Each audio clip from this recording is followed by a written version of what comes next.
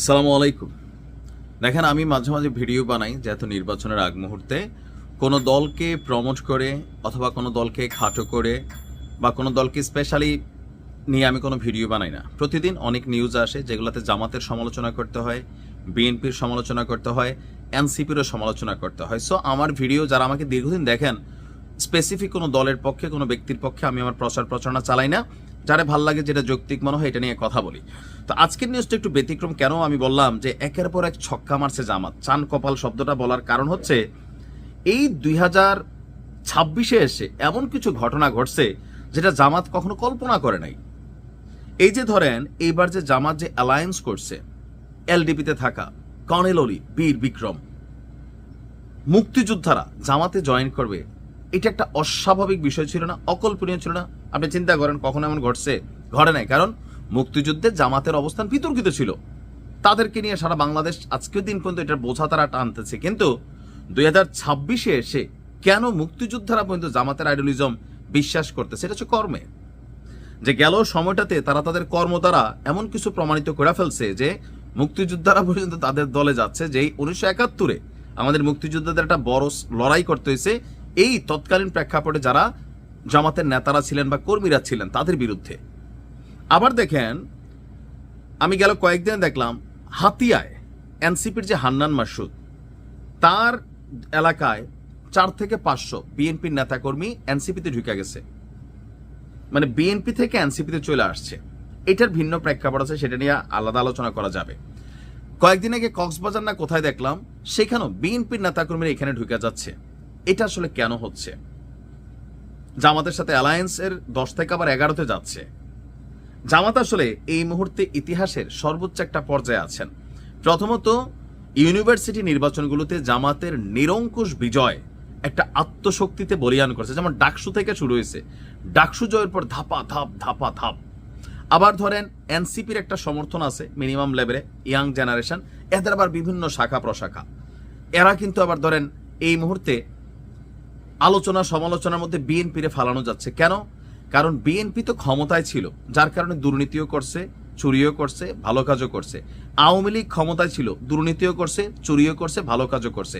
জামাত কিন্তু কখনো ক্ষমতায় ছিল না, অ্যালায়েন্স হিসাবে গেছে। 2, 4, 20, 50টা সিট হয়তো পাইছে বা 10-12টা সিট পাইছে, যার কারণে জামাতের নেতৃত্বে কখনো রাষ্ট্রে সরকার গঠন হয় নাই। যার কারণে আপনি শেখ হাসিনা নিয়ে যতটা আপনি কথা বলে ফেলতে পারবেন, এরশাদরি নিয়ে বলে ফেলতে পারবেন, তারপর হচ্ছে মরহুম বেগম খালেদা জিয়াকে নিয়ে বলতে পারবেন, অথবা তারেক রহমানকে নিয়ে বলতে পারবেন, ট্যাগ দিতে পারবেন। শফিক সাহেবের নিয়ে ট্যাগ দেওয়ার সুযোগ নাই। আছে? নাই। জামাতের 20টা নেতা নিয়ে আপনার আলোচনা সমালোচনার সুযোগ নেই। ওই যে লালা হুজুর, আমির হামজা, তারা নিয়ে আপনি সমালোচনা করতে পারবেন, তবে সে জামাতের মধ্যে অনুপ্রবেশকারী হিসেবে চিহ্নিত, খুব যে একটা বড় মাপের নেতা তা না। এদের সমালোচনার মাধ্যমে জামাতের ভোট বা ইমেজ এটা খুব বেশি ক্ষতিগ্রস্ত হয় না। কিন্তু বিএনপিতে আবার ধরেন অনলাইনে যারা কথা বলেন, তাদের মধ্যে একটা বড় অংশ জামাতকে সাপোর্ট করতেছেন। সাংবাদিক ইলিয়াস পিনাকি, তারা বিএনপির যত প্রথিতযশা নেতা আছেন, হ্যাঁ, হাই ভলিউম, তাদের বিভিন্ন কর্ম নিয়ে, বিভিন্ন অতীত তথ্য নিয়ে দিচ্ছেন। আবার ধরেন বিএনপির অনেক নেতা যারা এমপি প্রার্থী হিসাবে মনোনয়ন পেয়ে গেছিলেন, ঋণ খেলাপ ইস্যুতে যে এই ধরনের ঘটনা ঘটবে এটা কিন্তু ভাবে নাই। তো সবকিছু মিলিয়ে জামাতের একটা চান কপাল টাইপ ফিলিংস। এমনকি এই যে আমি আজকে যেটা বললাম যে বীর মুক্তিযোদ্ধা হারুনুর রশিদ, তিনিও যখন জামাতে যোগ দিলেন, তো মুক্তিযোদ্ধাদের সংখ্যা আস্তে আস্তে জামাতে বাড়তেছে। ওনার বাড়ি হচ্ছে কোথায়? দিনাজপুরে। দিনাজপুরের বোচাগঞ্জ উপজেলায় বাংলাদেশ জামাত ইসলামীতে যোগ দিয়েছেন একজন বীর মুক্তিযোদ্ধা। তিনি উপজেলার 2 নম্বর ঈশানিয়া ইউনিয়নের 9 নম্বর ওয়ার্ডের দকচাই গ্রামের বাসিন্দা বীর মুক্তিযোদ্ধা হারুনুর রশিদ, গ্যাজেট নাম্বার 1151। তার বাবার নাম গোলাম কাদের। কেন এই লোক আসলে আসলো? তার ভিতরে একটা আইডিওলজি তৈরি হয়েছে, আর ধর্মগত একটা ইস্যু তো হালকা পাতলা আছে।